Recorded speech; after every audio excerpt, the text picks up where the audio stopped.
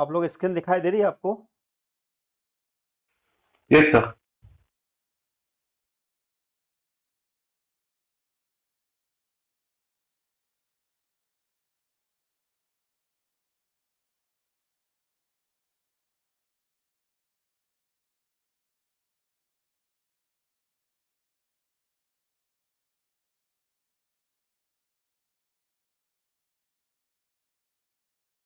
तो पुलकित आपका ब्रांच क्या है? Sir CSC. एसी। और तनुजा आपका ब्रांच क्या है? सीएससी आपका आवाज नहीं आ रहा तनुजा। Computer science. अभी दो बच्चे एक्चुअली और जुड़ने वाले थे, लेकिन अब आज जुड़ नहीं पा रहे हैं किसी कारणवश। वो लोग भी शायद सीएससी के ही हैं, आई थिंक। ठीक है, तो मैं आपको पहले बता दूं, लेकिन जो जो भी अपनी क्लास डिस्कस कर रहे हैं, इसमें आपको पहले मैं आपके फंडामेंटल में क्लियर करूंगा। ये डेमो क्लास बेसिकली उसी से रिलेटिव है, जिससे कि आप लोगों को मैथमेटिक्स के अंदर कोई प्रॉब्लम ना आए, क्योंकि मैथमेटिक्स पढ़े हुए आप लोगों को समय हो गया है। अगर आपने रिसेंटली पढ़ा है अच्छी बात है, लेकिन अगर आपने इससे टाइम हो गया तो तनुजा आपने कब बीटेक क्लियर किया है? सर 22 पास आउट 22 के बैच। Pass out. और यस सर। पुलकित जो है आई थिंक 24 के पास आउट है। ठीक है, यस सर। ओके, स्टार्ट करते हैं, राइट? Yes sir. देखो, अभी जो आपका सिलेबस के अकॉर्डिंग अगर हम देखते हैं, तो अभी हम यहाँ पर जो क्लासेस स्टार्ट करेंगे उसमें बेसिकली हम वो टॉपिक को कवर करेंगे जो आपके एग्जाम में जनरली पूछे आते हैं, राइट? तो इसमें हमारा सबसे पहला जो है बेसिक प्रॉपर्टी ऑफ इंटीग्रल है, क्योंकि इसका सबसे ज़्यादा यूज इंटीग्रल का यूज होता है। उसके बाद में आपको फिर मेन टॉपिक की तरफ आऊंगा, जो कि आपका फोरियर ट्रांसफॉर्म होगा, राइट? बेसिक प्रॉपर्टी हमारे पास क्या है? तो हमारे को पता है कि इंटीग्रल ऑफ वन क्या होता है, x. Then integral x to the power n क्या होता है, x to the power n plus one upon n plus one. यहाँ पर n जो होगा -1 के बराबर नहीं होना चाहिए, यानी कि आप इसे जब x की पावर -1 होगी उस समय उस फॉर्मूले को आप यूज नहीं कर सकते। नेक्स्ट, 1/x का इंटीग्रल जो होता है स्पेशली लॉग बेस ex होता है। Then e to the power x का integral e to the power x होता है। a to the power x का integral a to the power x upon log base a होगा। Then sin x का integral minus cos x होगा। And similarly cos x का integral plus sin x होगा। Then हमारे पास sec square x का integral tan x होगा। Then cosec square x का इंटीग्रल माइनस कॉट एक्स होगा। sec स्क्वायर एक्स का इंटीग्रल tan x होगा।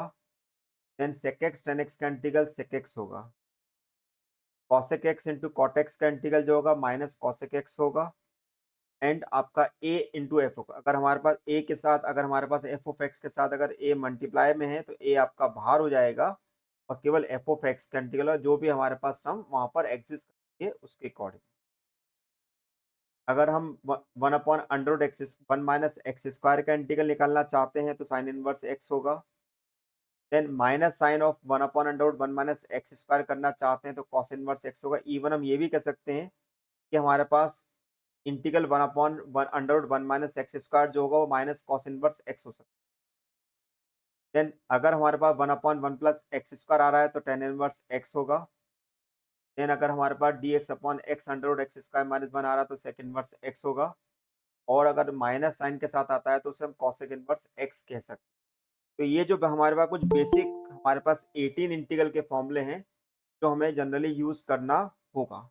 तो अब मेरे पास इसी पे बेस्ड आपसे एक क्वेश्चन ये है कि अगर मैं आपसे बोलता हूँ कि भाई बताओ कि एक्स क्यू का इंटीग्रल क्या होगा, तो आपके हिसाब से आंसर क्या आएगा?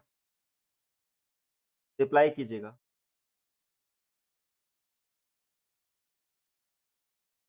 Sir x to the power 4/4 x to the power plus 4 C. Upon, copy और पेन फोर लेके बाय साथ में प्लस बैठे हैं सी। ना? Yes sir. अब नेक्स्ट हमारे पास ये है कि मान लो अगर मैं आपसे बोलता हूँ कि भाई बताओ कि मुझे साइन 2x का इंटीग्रल निकालना है, तो आपका आंसर क्या होगा? तनुजा रिप्लाई करें।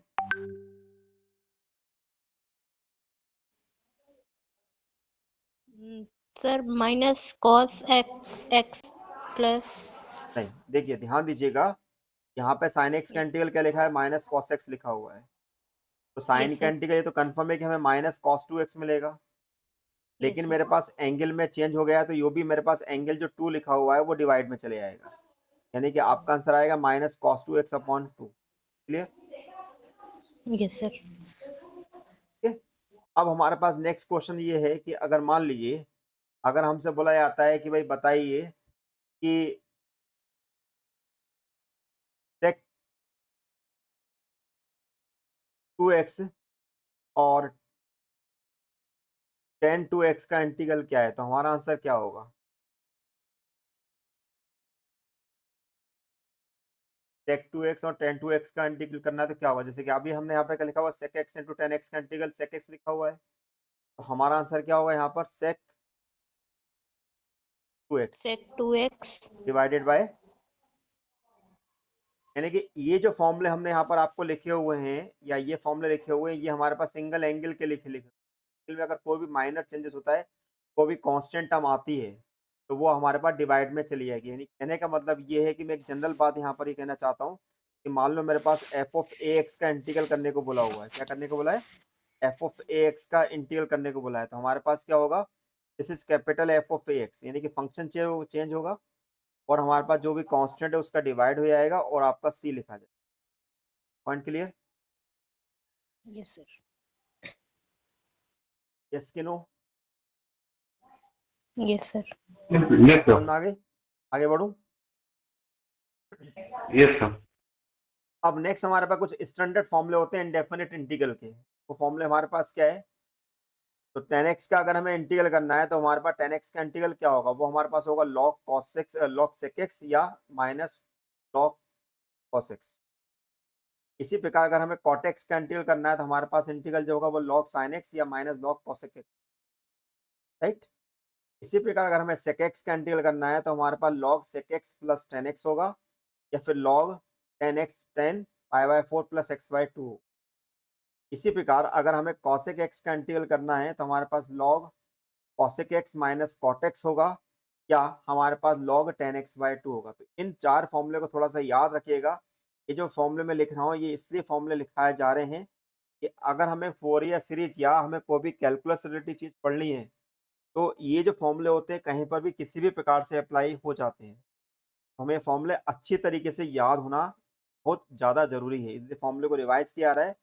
आप लोगों से भी रिक्वेस्ट करूंगा कि इन फॉर्मूले को अच्छी तरह याद कर लीजिए। ठीक।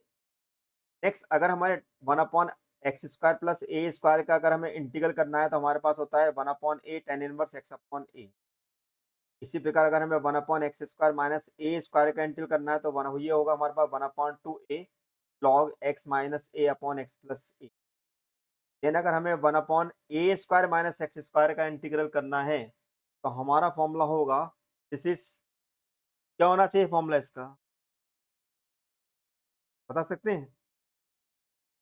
1/2a log a plus x upon a minus x, right. Clear है ये सारे के सारे 7 फॉर्मूले?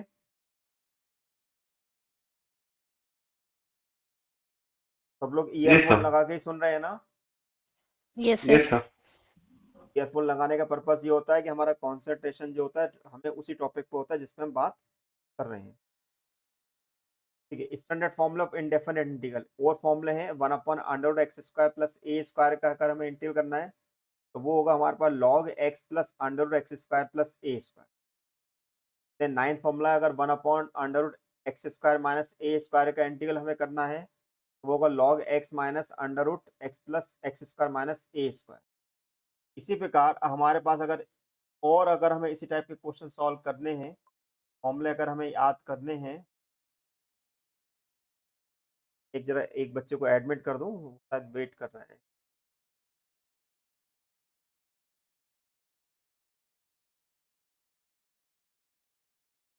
काचन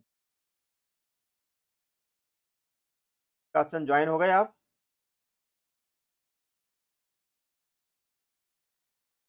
राइट। Yes sir.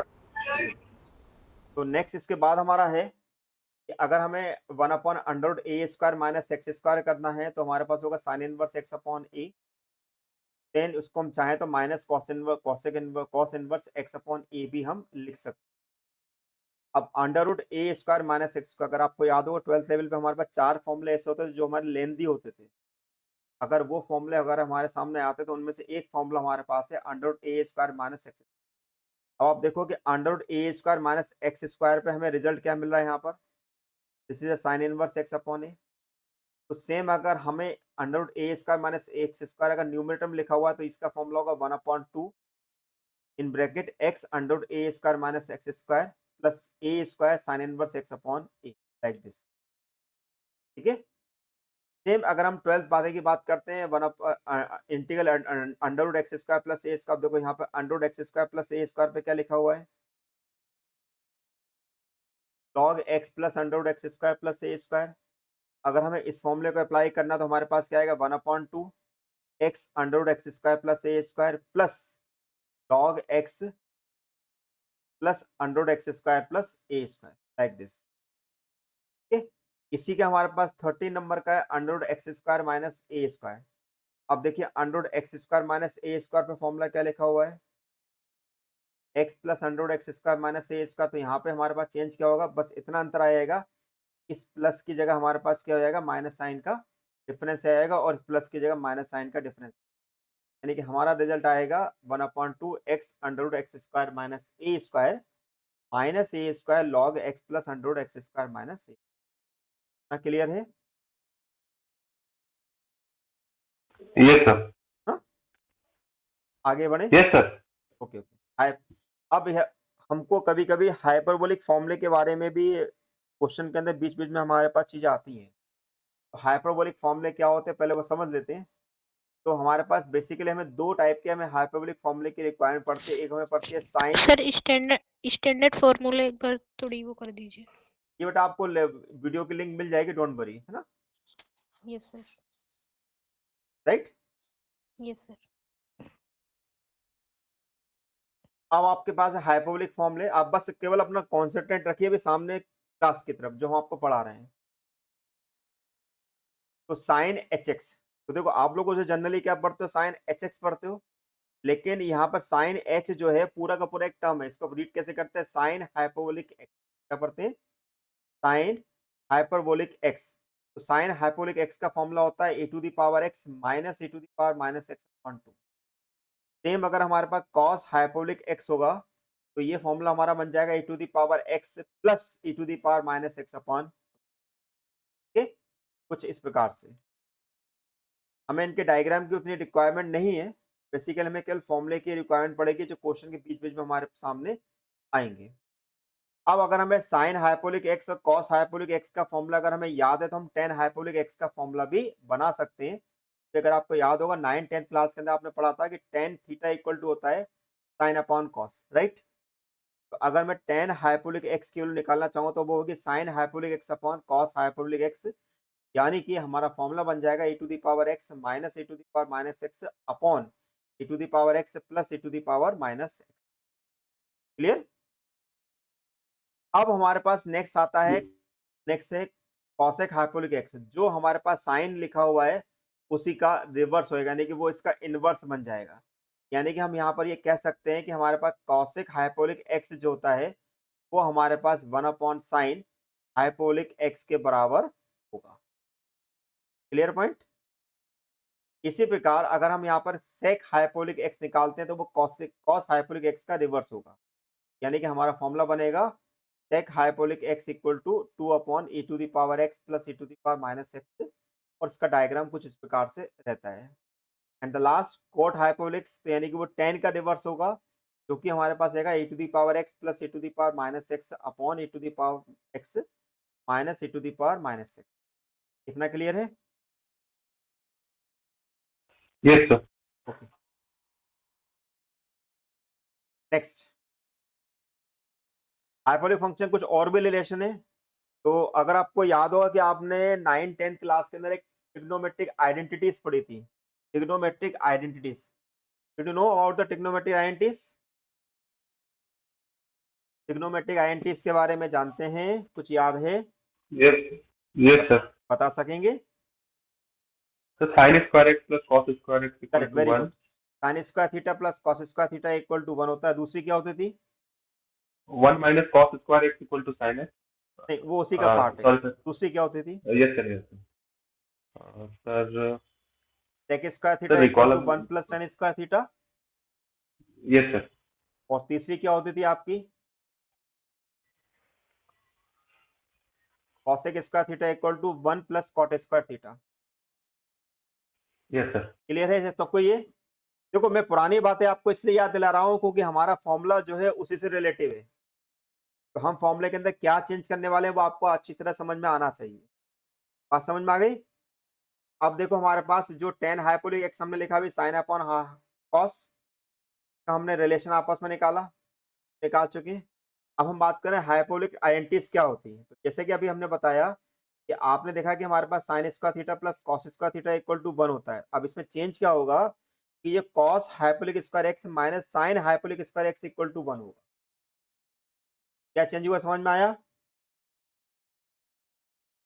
ठीक है। Yes sir. अब सेकंड प्रॉपर्टी हमारे पास क्या थी ट्रिग्नोमेट्री की, वो हमारे पास क्या थी sec square equal to 1 plus tan square है। तो यहाँ पे sec स्क्वायर इक्वल टू ना होगा, बोलेंगे sec hyperbolic square x equal to 1 minus tan hyperbolic square x. क्या आप उसको बोल सकते हैं sec hyperbolic square x plus tan hyperbolic square x equal to 1। ठीक है, क्योंकि उसको अगर tan हाइपोलिक स्क्वायर एक्स को अगर राइट हैंड साइड पे ले आएंगे तो हमारे पास क्या होगी, वो sec hyperbolic square x equal to 1 minus tan hyperbolic square, right. Third trigonometric identity हमारे पास क्या होती थी, cosec square theta equal to 1 plus cot square theta.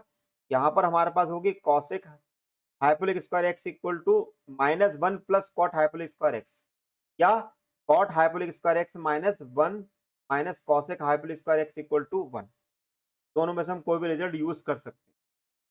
इसके अलावा हमारे पास कुछ डबल एंगल फॉर्मूले होते थे। तो डबल एंगल फॉर्मूला हमारे पास sin 2 थीटा कितने के बराबर होता था? क्या चंद्रा जी कुछ जवाब देंगे? यस हाँ, डबल एंगल फॉर्मूला हम ट्रिग्नोमेट्री में पढ़ते थे, तो बता पाएंगे आप?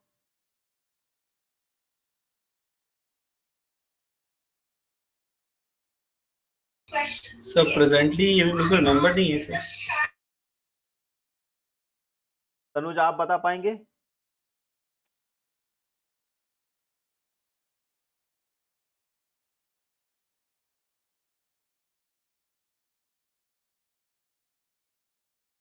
Tanuja Yes, sir. क्लास में ही हो ना? Yes, sir. आप बता पाओगे डबल एंगल फॉर्मूले हम पढ़ते थे sin 2 थीटा इक्वल टू क्या होता था?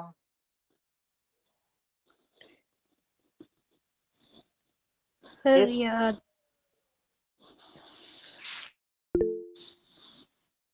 sin 2x equal to sin x into cos x। Very good.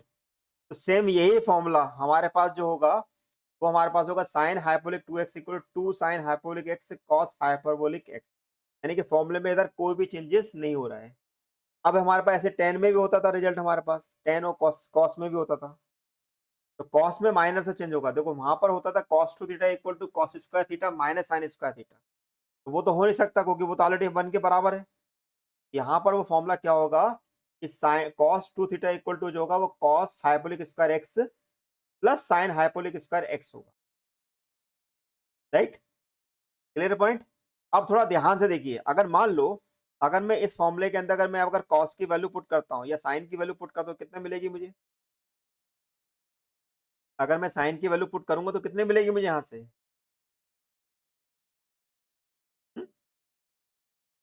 भाई इधर से मेरे पास अगर sin हाइपोलिक स्क्वायर एक्स निकाल लूं तो मुझे कितना मिलेगा?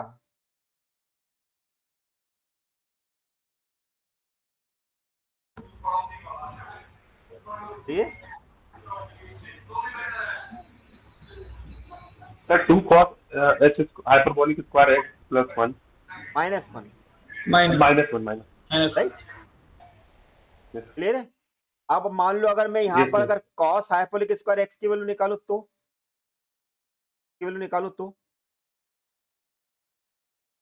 Sir, 2 sin hyperbolic square x plus 1. Correct. आगे बात समझ में? ठीक है। अब हम बात कर रहे हैं इसका tan की, तो tan की वैल्यू होती है 2 tan hyperbolic square x hyperbolic x upon 1 plus tan hyperbolic square x. ठीक है। अब हम बात करने वाले ट्रिपल एंगल फॉर्मूले के। ट्रिपल एंगल फॉर्मूला हमारे पास कहते हैं कि sin 3 थीटा कितने के बराबर होता है? sin 3 थीटा ट्रिग्नोमेट्री के अकॉर्डिंग क्या होता था, साइन 3 थीटा। आपको याद नहीं होगा, मैं आपको बताया था 3 sine theta minus 4 sine cube theta होता था, right. 3 sine theta minus 4 sine cube theta होता, तो हमारे फॉर्मूले के अंदर क्या होगा, 3 sine hyperbolic x plus 4 sine hyperbolic cube x हो जाएगा वो। ओके, समझ में आया, फॉर्मूले में चेंज क्या हुआ, यहाँ पर प्लस की जगह हमारे पास क्या हो Yes, गया, sir. यहाँ पर माइनस साइन, सॉरी माइनस की जगह प्लस हमारे पास आ गया। ऐसे अगर मैं कॉस हाइपोलिक 3x की बात करूं तो वो होगा 4 cos hyperbolic 2x minus 3 cos hyperbolic x। Okay, then हमारे पास अगर tan हाइपोलिक Yes, 3x की बात करेंगे तो होगा 3 tan hyperbolic x plus tan hyperbolic 2x upon 1 plus 3 tan hyperbolic square x, right. Clear हो गया फॉर्मूला ये। देखो फॉर्मूले को Yes, sir. याद करने का तरीका ये होता है कि आपने जो फॉर्मूले अगर उस टाइप के पहले कुछ पढ़े हुए हैं और इसमें जो चेंजेस हो रहे हैं वो आप कैसे याद करेंगे। अगर वो डिफरेंस याद करेंगे तो आपको फॉर्मूले याद रहेंगे, अगर वो डिफरेंस याद नहीं करेंगे तो आपको फॉर्मूले याद नहीं। और मैथमेटिक्स की एक सबसे बड़ी प्रॉब्लम ये है कि अगर आपको फॉर्मूले याद नहीं है तो आपसे question, that clear Okay, sir. है ना। अब हम बात करें इंटीग्रल फॉर्मूला फॉर हाइपोलिक फंक्शन। तो अगर हमें साइन हाइपोलिक एक्स का इंटीग्रल करना है तो वो हमारे पास होता है कॉस हाइपोलिक एक्स, जबकि इंटीग्रल का अगर हम साइन एक्स का इंटीग्रल करते हैं तो माइनस कॉस एक्स। इसी प्रकार कॉस हाइपोलिक एक्स का अगर मैं इंटीग्रल करूंगा तो वो होगा प्लस साइन हाइपोलिक एक्स, यानी कि साइन का कॉस है, कॉस का साइन है, जबकि ट्रिग्नोमेट्रिक फंक्शन के अंदर ऐसा नहीं होता है। अगर हमें tan हाइपोलिक एक्स का इंटीग्रल करना है तो वो हमारे पास होता है log cos हाइपोलिक एक्स प्लस सी। इसी प्रकार हमें cot हाइपोलिक एक्स का इंटीग्रल करना है तो वो मेरे पास होगा log sin हाइपोलिक एक्स प्लस। ठीक, अगर मुझे sec हाइपोलिक स्क्वायर एक्स का इंटीग्रल करना है तो वो होगा tan हाइपोलिक एक्स प्लस सी। सी जो है कांस्टेंट है, अगर आप डेफिनेट इंटीग्रल के क्वेश्चन सॉल्व कर रहे हैं तो सी यूज नहीं करेंगे, अगर आप इंडेफिनेट के सॉल्व कर रहे हैं तो वहां पे सी यूज करेंगे। दोनों में डिफरेंस क्या है, डेफिनेट डेफिनेट। अगर हमारे पास इंटीग्रल में लिमिट लगी हुई है मतलब कि वो कहीं पर ऐसा कहीं पर लिखा है कि भाई ए टू बी, उसको बोलते हैं डेफिनेट इंटीग्रल। और अगर सिंपली अगर मेरे पास केवल इंटीग्रल साइन लगा हुआ है तो वो इंडेफिनेट इंटीग्रल कहलाता है, राइट। इसी प्रकार अगर हम कॉसेक हाइपोलिक स्क्वायर एक्स की अगर हम बात करते हैं, इसका फॉर्मूला हमारे सामने होगा माइनस कॉट हाइपोलिक एक्स प्लस सी। देन अब हम बात करें कुछ कैंसिलेशन फॉर्मूले के बारे में। कैंसिलेशन फॉर्मूले में सबसे पहला हमारा कैंसिलेशन होता है a to the power a x sine b x. इसको तुरंत अभी कॉपी के अंदर नोट कर लेना, कोई क्वेश्चन करते समय इसका यूज होगा। ठीक है, क्या है a to the power x sine b x का, तो होता है a to the power x upon a square plus b square in bracket a sine b x minus b cos b x, like इस तरह से। इसी प्रकार का a to the power a x into cos b x. अब देखिए आपने जब साइन करा तो यहाँ पर क्या आया, यहाँ पर साइन आया और यहाँ पर क्या आया, कॉस आया। जब कॉस करोगे तो यहाँ पर हो जाएगा कॉस और यहाँ पर हो जाएगा साइन, और इस माइनस साइन की जगह आ जाएगा प्लस साइन, यानी कि हमारा फॉर्मूला क्या बन जाएगा, e to the power x upon a square plus b square a cos b x plus b sine b. समझ में आया फॉर्मूले में डिफरेंस क्या है। Yes, sir. ओके, नेक्स्ट अगर हमारे पास है e to the power x f of x plus f dash x, तो इसका फॉर्मूला होता है, यानी कि अगर हमारे पास e to the power x multiply में और साथ में हमारे पास एक फंक्शन और उसका डेरिवेटिव अगर यहाँ पर है तो उसको लिखने का तरीका होता है e to the power x into f of x. ठीक, देन हमारे पास अगर x into f dash x plus f of x है तो वो हमारे पास होगा केवल x एफ ऑफ एक्स। ठीक है, अब इस फॉर्मूले का मैं मीनिंग बता रहा हूँ, इस फॉर्मूले का मीनिंग क्या वो समझ लीजिए कैसे हम यूज करेंगे। जैसे मान लो हमारे पास ये लिखा हुआ है e to the power 2x into sine 3x, उसके अकॉर्डिंग मेरा आंसर क्या होगा, a क्या बन गया e टू दी 2 और b क्या बन गया 3, तो हमारे पास आंसर आएगा e to the power 2x divided by 2 square plus 3 square in bracket 2 sine 3x minus 3 cos 3। Clear, तरीके से यूज करेंगे। अगर इसी प्रकार अगर मान लो मेरे पास आता है e to the power x into cos 2x।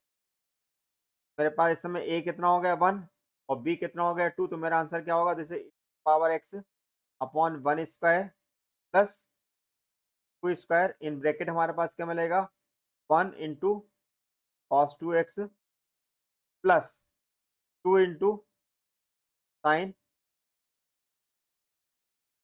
Right. अब तीसरे वाले फॉर्मूले का मीनिंग बता रहा हूँ कि मान लो हमारे पास लिखा है a to the power x और अंदर मेरे पास लिखा हुआ है साइन प्लस कॉस, लिखा हुआ साइन प्लस कॉस। अब साइन का डेरिवेटिव कौन होता है, कॉस होता है। इसका मतलब क्या हुआ कि मेरा आंसर क्या होगा, जैसे power x into sine x. Okay, चौथा वाला फॉर्मूला हमारे पास है, this is x and this is, मान लो अगर हमारे पास लिखा हुआ है भाई साइन 2x या sine x plus cos x into d x, तो मेरा आंसर क्या होगा, दिस, मेरे पास आंसर क्या होगा, this is x into sine x plus, इस तरीके से इस फॉर्मूले को हम यूज करेंगे। ठीक है, यस कि no? Sir x Yes, sir. cos x हो सकते हैं वहाँ पे। हाँ बताएं। सर लास्ट वाले में ये देखिए x इसमें क्या cos x लिखा हुआ है, प्लस यहाँ पर मेरे पास लिखा हुआ है एफ ऑफ एक्स का डेरिवेटिव क्या है, एफ डैश एक्स है। कॉस एक्स का डेरिवेटिव क्या यस होता सर है, माइनस साइन एक्स होता है, क्या होता माइनस है। हाँ, यस यहाँ पर आंसर कॉस एक्स माइनस आएगा, राइट, या कॉस एक्स आएगा। यस सर यहाँ पर ये काट के मिल एक्स कॉस एक्स प्लस, ठीक है। यस सर नेक्स्ट हमारा है integration by parts. Integration by parts का जनरल फॉर्मूला हमारे पास क्या होता है, u इंटू बी का, तो वो क्या होता है, u integral of b then minus integral derivative of u integral of b dx then overall integral of function. ठीक है, यहाँ पर हम ये मान के चलें कि भाई u हमारे पास जो है फर्स्ट फंक्शन है और v हमारे पास यहाँ पर सेकंड फंक्शन हमारे पास आ रहा है, राइट। तो अब यहाँ पर फर्स्ट और सेकंड फंक्शन जो होते हैं इस बात पे डिपेंड करते हैं कि हमारे पास कौन सा फंक्शन किस नेचर का है। तो यहाँ पर हम एक रूल यूज करते हैं जिसका नाम होता है हमारे पास आई लेट। क्या होता है, आई लेट, ILATE। ठीक है, तो यहाँ पर इस ILATE का कुछ पर्टिकुलर मीनिंग होता है, उस मीनिंग को हमें थोड़ा यहाँ समझना है। यहाँ पर आई का मतलब होता है इनवर्स फंक्शन। इनवर्स फंक्शन मतलब क्या होते हैं, जिसमें हमारे पास sine inverse, cos inverse, tan inverse type के फंक्शन हमारे पास कहलाते हैं। एल का मतलब होता है लॉगरिथमिक फंक्शन। लॉगरिथमिक फंक्शन मतलब होता है ऐसे फंक्शन जिसमें लॉग लगा हो, यानी कि लॉग एक्स एक्सेट्रा। अच्छा, एक बहुत इंपॉर्टेंट चीज, जब भी अगर हम लॉग की अगर हम बात करते हैं तो थोड़ा सा ध्यान दीजिएगा कि लॉग हमारे पास दो प्रकार के होते हैं। ठीक है, एक हमारे पास सिंपली लॉग होता है और एक हमारे पास होता है लॉग बेस एक्स। क्या होता है, लॉग बेस ई एक्स। लॉग बेस ई एक्स को हम कभी कभी एल के नाम से भी लिखते हैं, लेकिन अगर कहीं पर अगर बेस 10 लिखा हुआ है तो वो अंडरस्टूड है कि वो लॉग की बात कर रहा है। लेकिन अब यहाँ पर एक बहुत इंपॉर्टेंट चीज ये है कि अगर हम कैलकुलस में कोई क्वेश्चन सॉल्व कर रहे हैं, कैलकुलस मतलब जहाँ पर डिफरेंशियल इंटीग्रल की बात करते हैं, इस वाले लॉग को, लॉग बेस ई एक्स को भी शॉर्ट में केवल लॉग एक्स ही लिख देते हैं। बात समझ में आ रही है? यस सर ओके, तो इसका थोड़ा सा आप ध्यान रखिएगा। अब अगर हमारे पास ए की बात करें तो उसको बोलते हैं एल्जेब्रिक फंक्शन, और एल्जेब्रिक फंक्शन का मतलब होता है x to the power n, मतलब जिसमें एन जो है पॉजिटिव इंटीजर होगा, जैसे x to the power n, x square, x like this. लेकिन अगर मैं बोलूं कि भाई x to the power -1 algebraic है, तो नहीं, ये एल्जेब्रिक, यहाँ पर हम बात करेंगे, यहाँ पर जो भी एन जो होगा वो पॉजिटिव इंटीजर होना चाहिए। क्या होना चाहिए, पॉजिटिव इंटीजर होना चाहिए, तभी हम बोलेंगे कि वो एल्जेब्रिक है।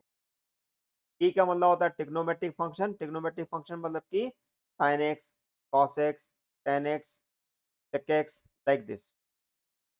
ठीक है, और लास्ट हमारे पास आता है ई मतलब कि एक्सपोनेंशियल फंक्शन। अब एक बात और ध्यान दीजिएगा, एक होता है एक्सपोनेंशियल फंक्शन और एक होता है एक्सपोनेंट फंक्शन। क्या होता है, एक्सपोनेंशियल फंक्शन और एक्सपोनेंट फंक्शन, दोनों में बेसिकली क्या डिफरेंस है। एक्सपोनेंशियल फंक्शन का मतलब होता है ऐसे टर्म जो कि ई की पावर में लिखा रहे हैं, लेकिन अगर मैं बोलता हूं एक्सपोनेंट, उसमें क्या अंतर होता है, ऐसे टर्म जिसमें हमारे पास पावर वाले टर्म होती है एक्सपोनेंट, जैसे कि हमने बोल दिया x की power 1/2 called the exponent function.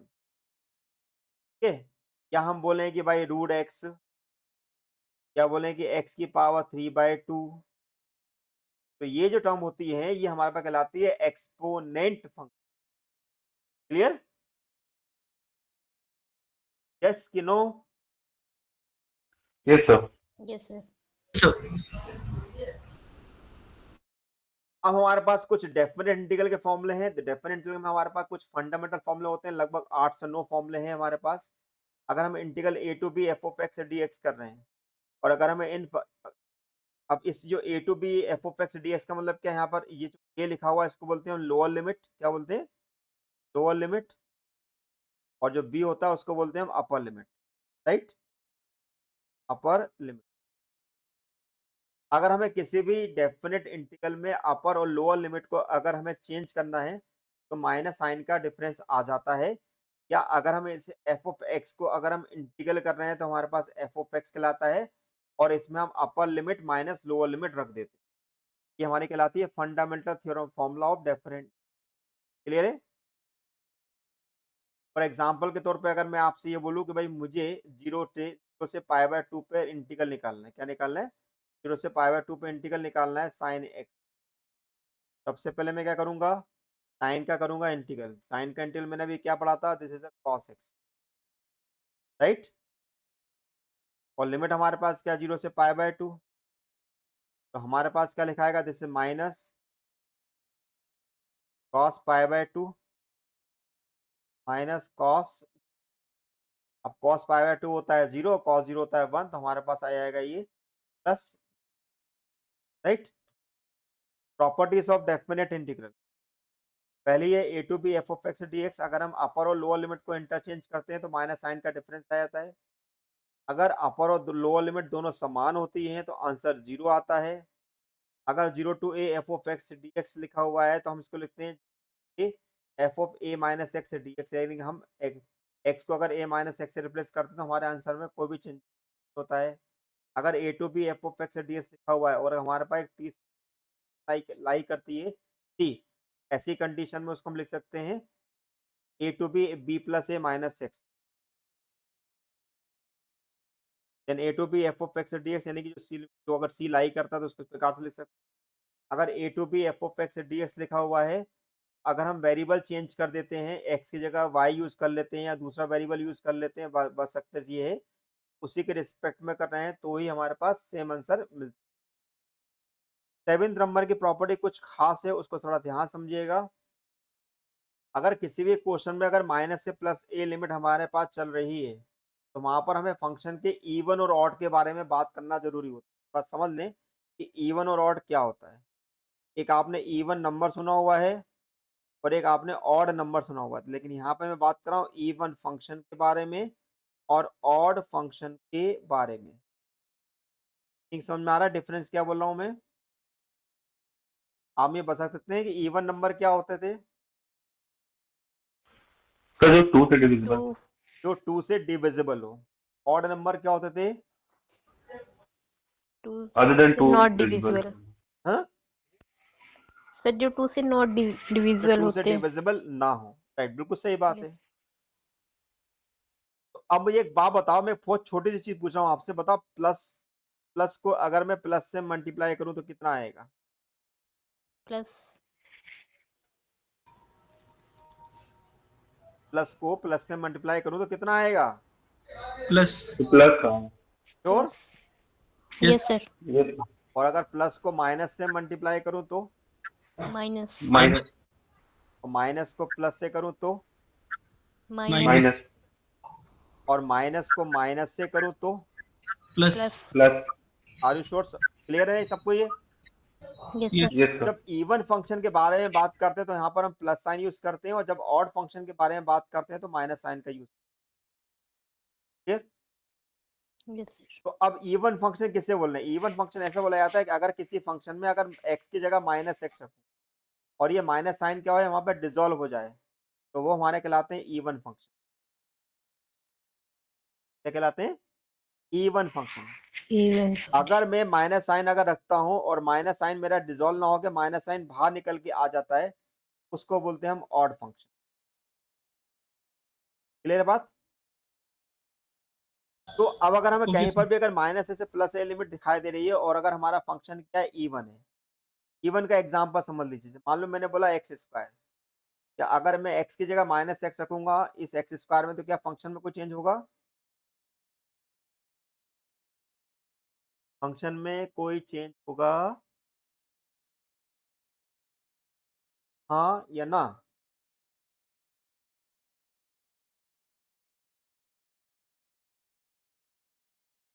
सब लोग क्लास में मौजूद हैं? yes, sir. अरे भाई मैंने पूछा, अगर मैं एक्स स्क्वायर को मैं अगर एक्स की जगह माइनस एक्स रखूंगा तो क्या वो फंक्शन में कुछ चेंज होगा? No, sir. नहीं होगा। अभी आप ही ने तो बोला कि इवन फंक्शन उसे बोलते हैं जो जिसमें हमारे पास 2 से डिविजिबल होता है। तो हम ऐसा भी तो कह सकते हैं कि जिस फंक्शन की पावर 2 हो तो वो इवन फंक्शन है। Yes, sir. Clear? Yes, sir. Yes. लेकिन ऐसा जरूरी नहीं है कि हमको ये याद करना, वो ऐसे याद करना है कि अगर मैंने फंक्शन में एक्स की जगह माइनस एक्स रखा हुआ है और माइनस साइन अगर डिसॉल्व हो जाता है तो वो इवन फंक्शन है। क्यों ऐसा मैं बोल रहा हूँ? जैसे मैंने बोला आपसे कॉस एक्स, मैंने आपसे बोला बताओ भाई कॉस कैसा फंक्शन है। अब कॉस में तो कोई हमारे पास पावर दिखाई दे नहीं रही है, लेकिन हम जानते हैं कॉस में अगर माइनस थीटा रखा जाता है तो वो प्लस कॉस थीटा ही होता है। क्लियर है? Yes, sir. तो इसलिए हमें ऐसे याद करना है कि माइनस साइन रखने पे अगर माइनस साइन डिसॉल्व हो जाता है तो इवन है, अगर माइनस साइन रखने पे माइनस साइन डिसॉल्व ना होकर माइनस साइन बाहर आ जाता है तो वो ऑड है। क्लियर? अब जैसे कि मैंने बोला आपसे भाई एक्स क्यू, अगर मैं एक्स क्यू में अगर एक्स की जगह माइनस एक्स रखूंगा तो माइनस साइन बाहर आएगा कि नहीं आएगा? आएगा। आया ना? Yes, sir. Yes, sir. बाहर आएगा। ना माइनस साइन अगर रखूंगा तो माइनस साइन मेरे पास माइनस एक्स क्यू बन जाएगा। इसी प्रकार Yes, अगर sir. मैं साइन एक्स के अंदर अगर मैं माइनस साइन रख दूं, ठीक है, माइनस साइन थीटा कर दूं तो वो मेरे पास माइनस साइन थीटा हो जाता है, जबकि कॉस में ऐसा नहीं होता है। क्लियर है? Yes, sir. अब Yes, अगर sir. मैं आपसे बोलूं भाई बताओ टेन के बारे में, तो क्या आंसर दोगे? टेन इवन है कि ऑड है?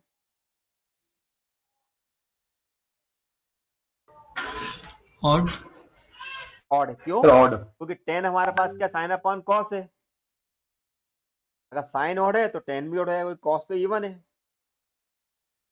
ठीक है, तो ये जो प्रॉपर्टी वो इसी बेसिस बता रही है, अगर हमारे पास फंक्शन अगर इवन है तो जो लिमिट जो है वो लिमिट 2 में आ जाएगा और लिमिट होएगी 0 to a। लेकिन अगर मेरा फंक्शन अगर ऑड है तो आंसर में डायरेक्ट 0 लिख सकता हूँ। क्लियर? अब इसको थोड़ा समझो, और मान लो मेरे पास लिखा हुआ है कहीं पे माइनस पाई से प्लस पाई, और मैं इंटीग्रेट करना चाहता हूँ एक्स स्क्वायर डी एक्स। क्या करना चाहता हूँ? एक्स स्क्वायर डी एक्स का। तो जब भी अगर हमें इवन ऑड के बारे में बात करना तो ये पहले देख लेना है कि मेरी लिमिट माइनस से प्लस चल रही है कि नहीं, सेम कम में। तो अब एक्स स्क्वायर मेरे को क्या पता है? इवन है, तो मैं इसका आंसर क्या लिख दूंगा? 0 to pi x square.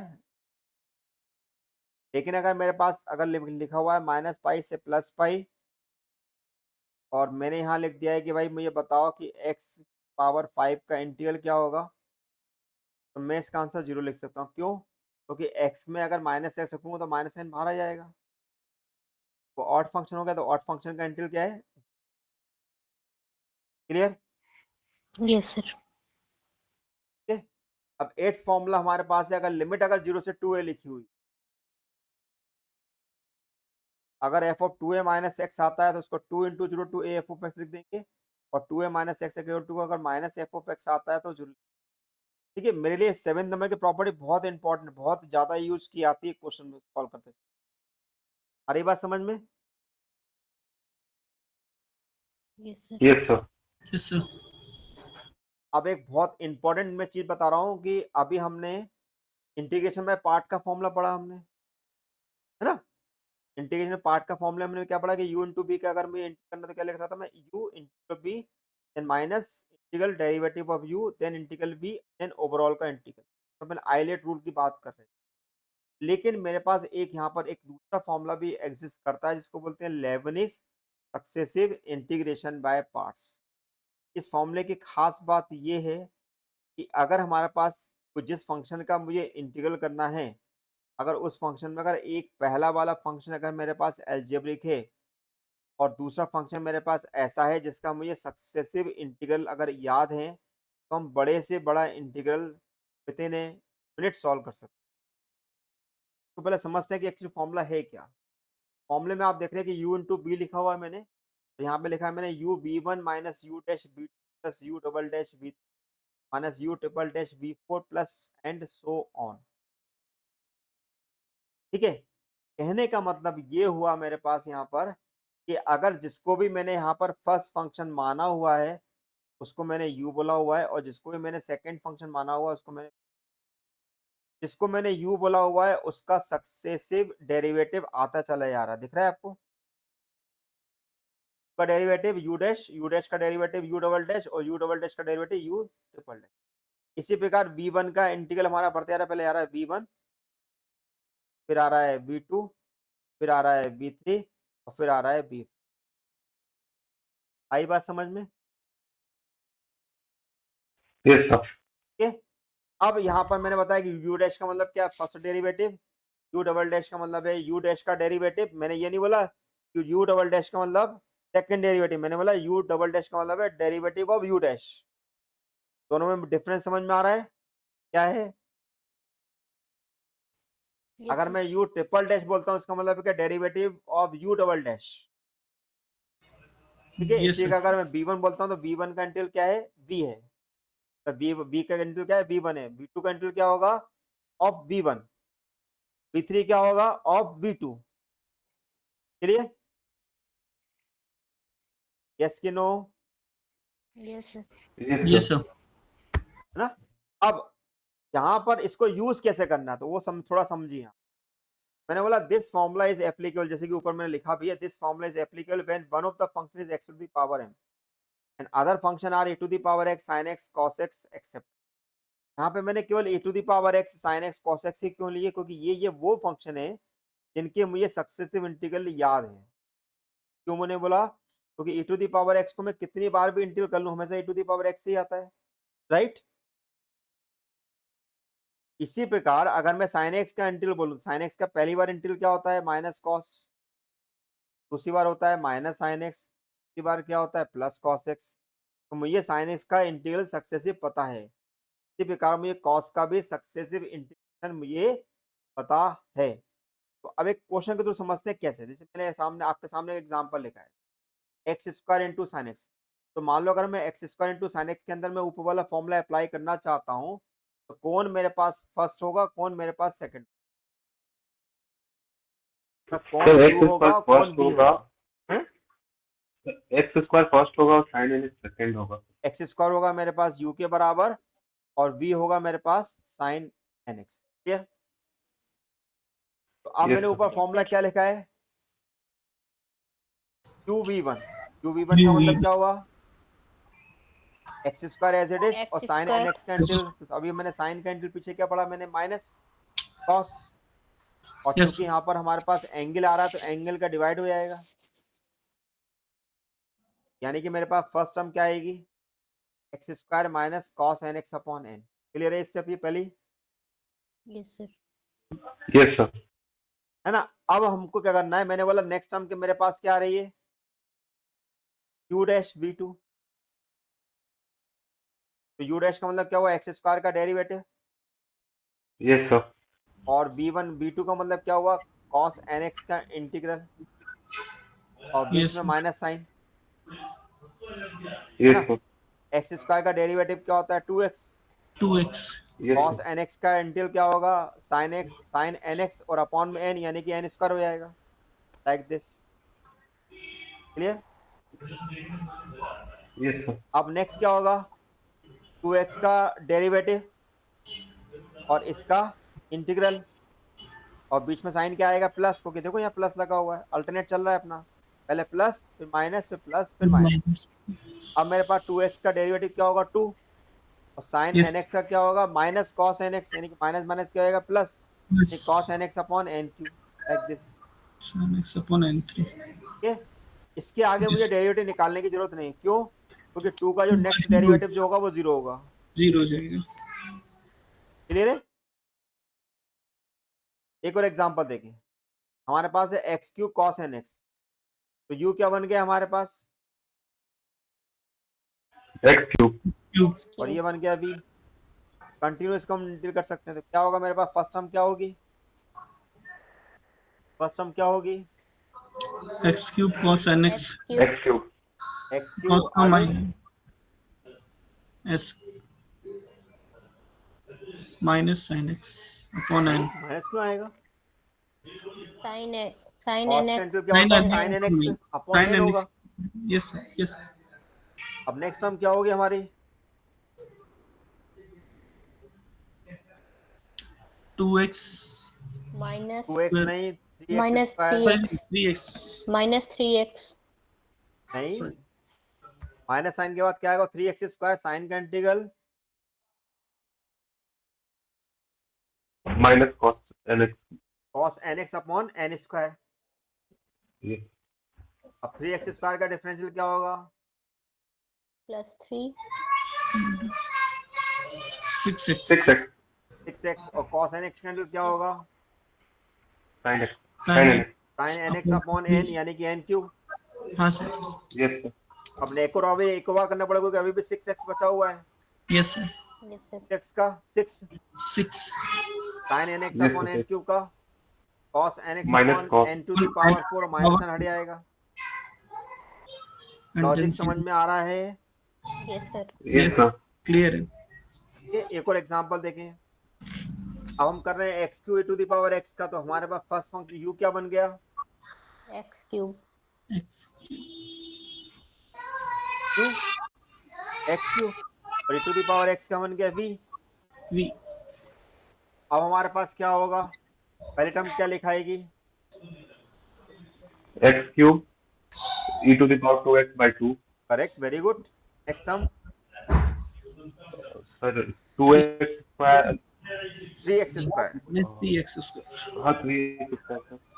A to the power 2x upon 4, Yes, sir.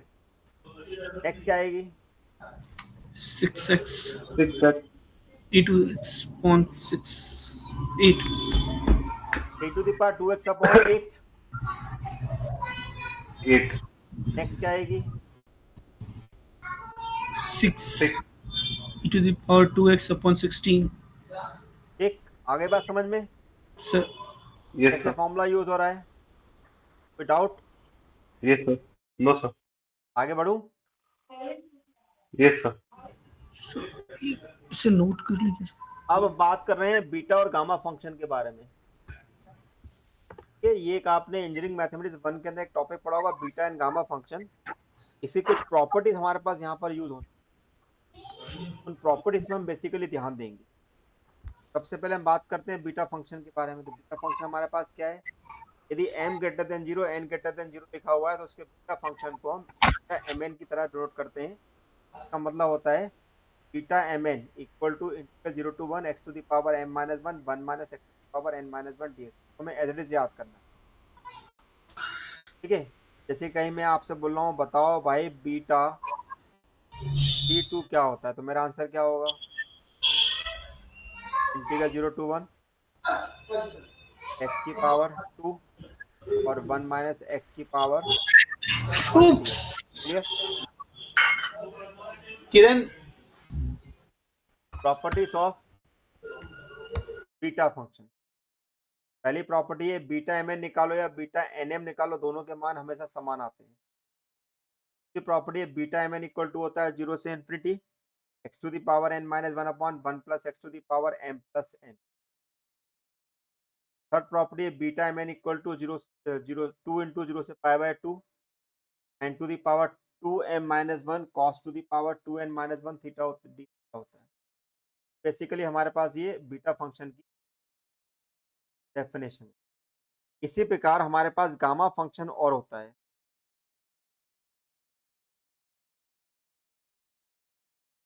Gamma function हमारे सामने क्या है?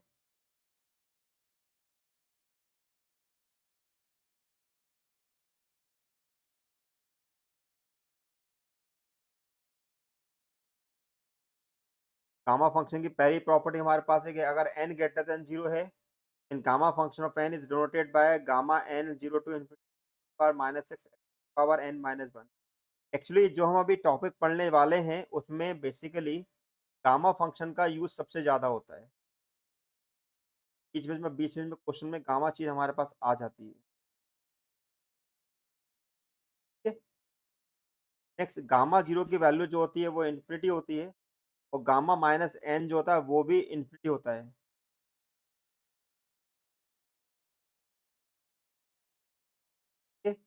Properties of gamma function.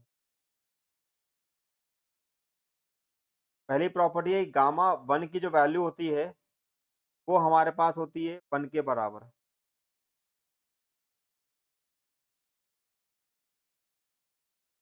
दूसरी गामा n प्लस 1 होता है वो हमारे पास n गामा n के बराबर होता है।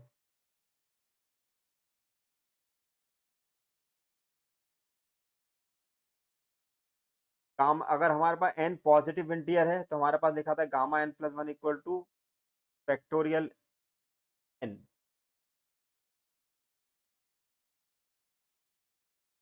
कहने का मतलब मेरे पास ये है कि भाई मैं अगर आपसे बोलता हूं बताओ गामा 3/2 कितना होता है। यहाँ पर क्या लिखा हुआ है कि अगर गामा n प्लस 1 होता है तो वो क्या होता है, एक कम होके बाहर आता है। गामा 3/2 लिखा है तो 3/2 को अगर मैं 1 से माइनस करूंगा तो कितना आएगा? 1 से माइनस करूंगा तो कितना आएगा?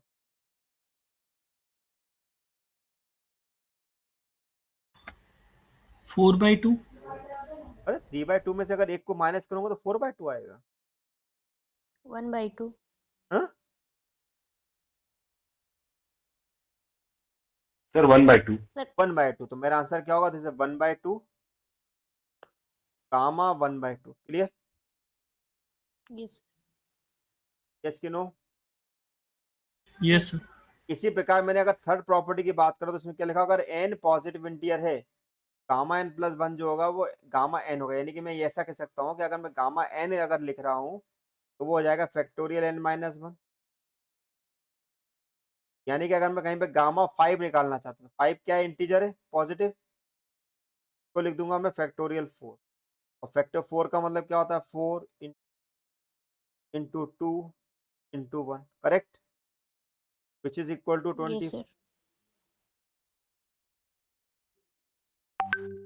सभी के पास साइंटिफिक कैलकुलेटर है? Yes sir. Yes sir. Next class आप साइंटिफिक कैलकुलेटर भी साथ में रखिएगा ना।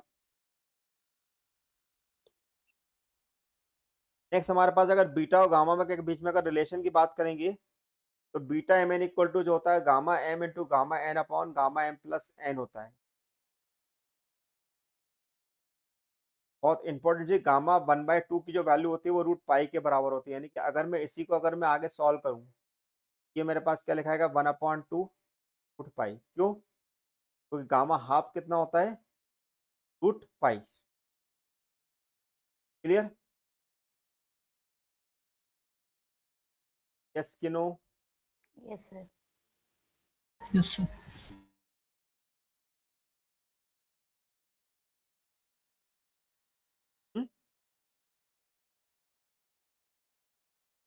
यस सर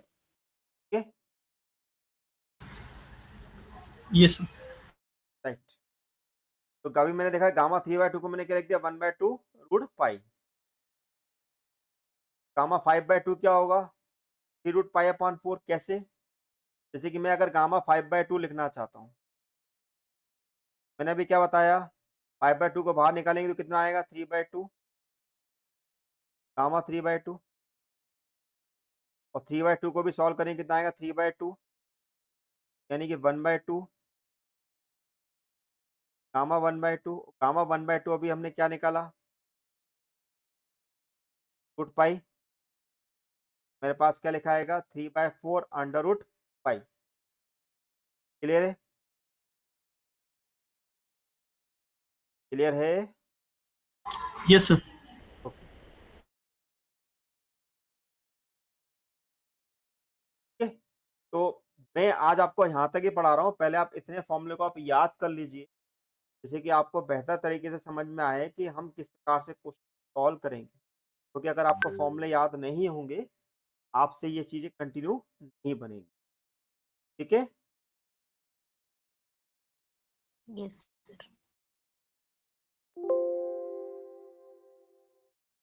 पॉइंट क्लियर है। Yes, sir. Yes sir. Yes sir. Normally आपके क्लास का टाइमिंग जो होगा वो शाम को रात को 8 बजे रखना है कि 9 बजे, ये मुझे बता दीजिए। Sir 9 o'clock। 9 So o'clock। 9. ठीक है, तो अपन कल रात को 9 बजे मिलेंगे। तो मैं कुछ फॉर्मेलिटी के लिए कुछ चीजें डालूंगा व्हाट्सएप ग्रुप के अंदर, तो वो आप पहले देख लीजिएगा, उसके बाद वो क्लास को आप कंटिन्यू करें। राइट, यस ठीक, सर। समझ में Yes, आगे sir. बात।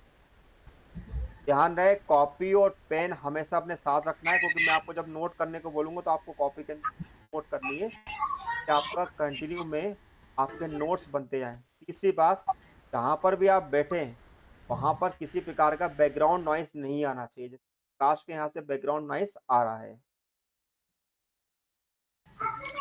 यस सर, ध्यान रखूंगा मैं। ठीक है, क्यों, क्योंकि अब मैं ऐसा क्यों बोल रहा हूँ, क्योंकि इससे आपका और मेरा दोनों का कंसंट्रेशन वीक होगा। ठीक है, आज के लिए इतना काफी यस है। प्रकाश, आपने अपना गूगल फॉर्म भर दिया, यस सर, फॉर्म फिल कर दिया है सर। और उसमें आपने रजिस्ट्रेशन फीस जमा कर दी उसमें। सर वो अभी मेरे को फीस का लिंक नहीं आया। अरे उसमें आपने गूगल फॉर्म भरा होगा तो उसमें लिखा तो है। मैं एक बार वापस देख लेता हूँ सर। ठीक है, ओके, फिर आज की क्लास में यहीं पर फिनिश करता हूँ। Right, yes sir, thank you so much sir. Okay Yes, sir. Okay. Yes, sir. Thank you, thank you sir. Sir. Okay.